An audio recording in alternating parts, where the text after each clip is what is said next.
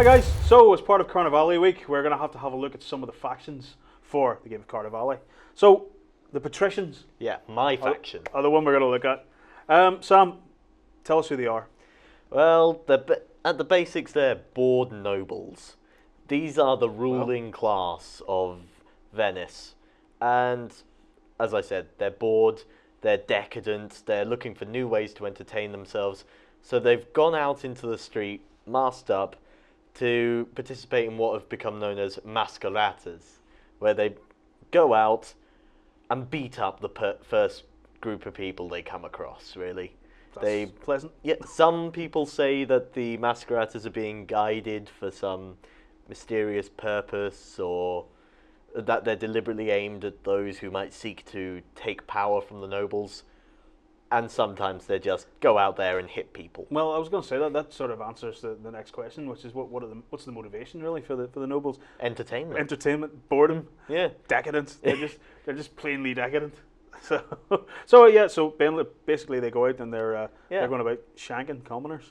So Is that a colloquialism? I don't know that one. To be shanked is to get stabbed horribly. So oh well. So as a faction, then they represent the nobles. They represent the patricians. What are their advantages over the other factions? Yeah.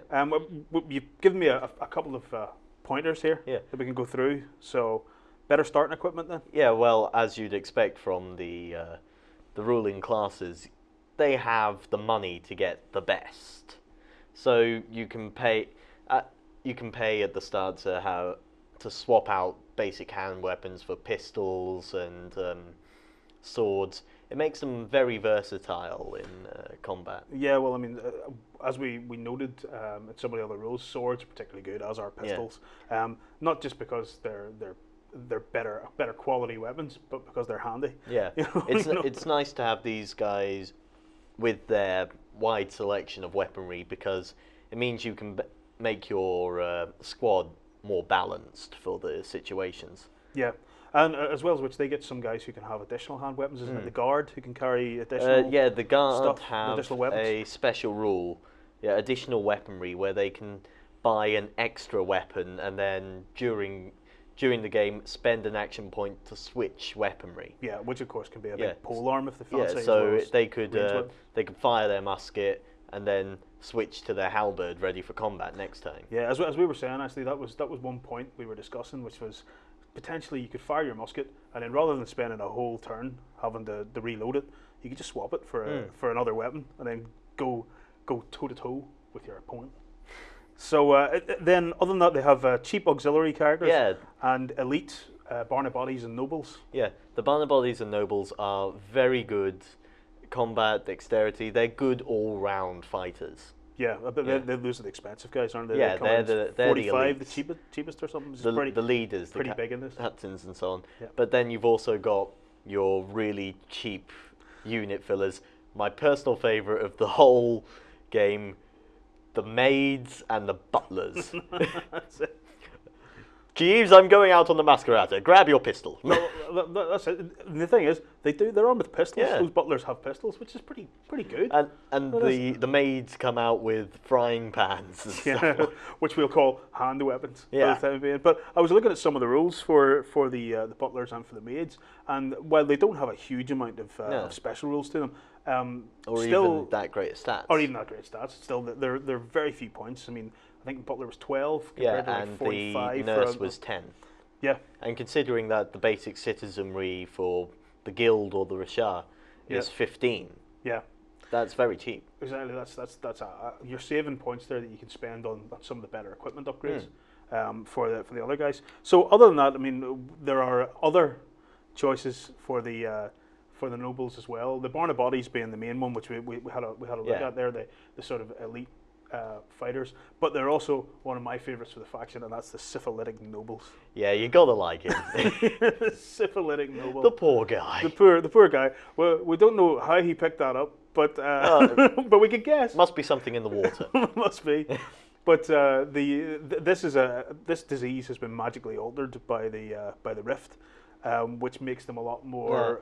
they're just scarred. Yeah. And they cause fear. Yeah, they cause fear. Basically, that's it's your noble who can basically cause. And again, they come with pretty good equipment as well. Your nobles get pretty good stats, like your white collar thief as well. Yeah. Who was a great character. Some really nice special rules and stats to help you get going. Yeah, that's right. He's the guy that can do high jumps and things, and can jump over a lot of this terrain. The problem is with these guys that they're rather expensive. Yeah. All the guys for the nobles, all the top end elite sort of choices are basically are much more expensive. You're not really going to be able to field a horde army of patricians. Unless you get lots and lots of lots of butlers and stuff, and maybe one noble to lead them. Yeah, and then the butler really is filler at that point. The benefit of horde troops is that normally they should be able to work together, or they should be reasonably effective when fielded in numbers. The butler, other than being able to shoot their pistol, really don't have much else. That's another great thing about the nobles, the elite nobles, because they have a rule that helps them when they're being hoarded, when they're surrounded. That's right. This is growth through adversity, is it called? That's the one. Well, as you were saying, these guys are trained fencers, trained duelists.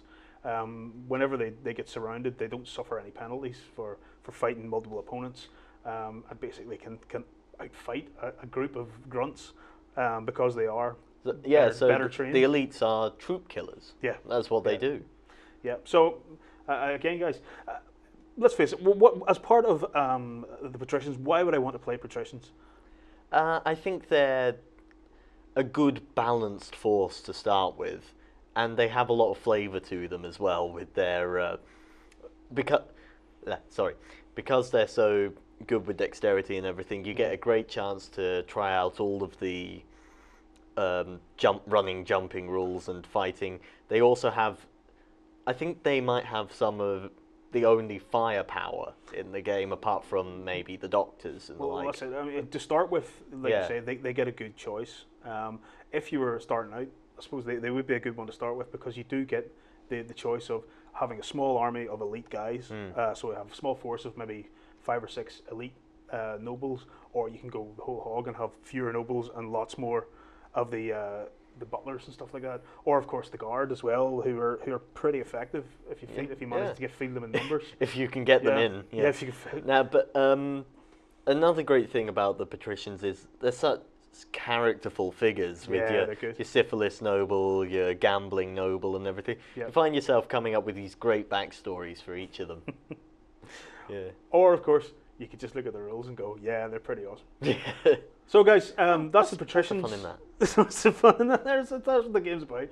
Okay, guys. So there you go. That's the patricians. If you fancy reading a bit more about them, then you can download the rules online, and you can see all the stats online as well from Vesperon Games. So we'll get on. We'll have a look at some more factions, and we'll be back soon.